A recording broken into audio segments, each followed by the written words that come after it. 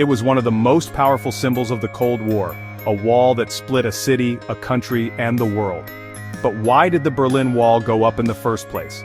And what brought it crashing down almost 3 decades later?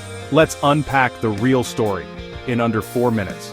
After World War II, Germany was divided into 4 zones controlled by the Allies: the United States, Britain, France, and the Soviet Union. Berlin, though deep in Soviet territory, was split the same way. By 1949, West Germany became a capitalist democracy. East Germany, controlled by the Soviets, became a communist state. But there was a problem. Between 1949 and 1961, over 3 million East Germans escaped to the West through Berlin. That was about 20% of the East's population. Doctors, engineers, students, all leaving. So in 1961, the East German government, with Soviet backing, built the Berlin Wall overnight. Not to keep people out, but to keep them in.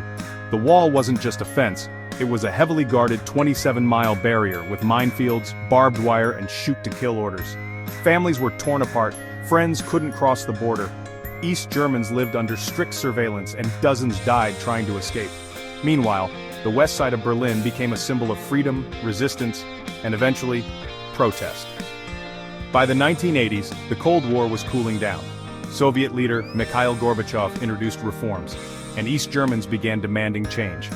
In 1989, protests spread across East Germany. The pressure became unbearable. Then, on November 9, 1989, a confused East German official mistakenly announced that travel restrictions were lifted immediately. Thousands rushed to the wall. Guards, overwhelmed and unsure what to do, opened the gates. Berliners climbed, danced, and tore down the wall piece by piece. The Cold War's most powerful symbol had fallen, not with bombs, but with people power.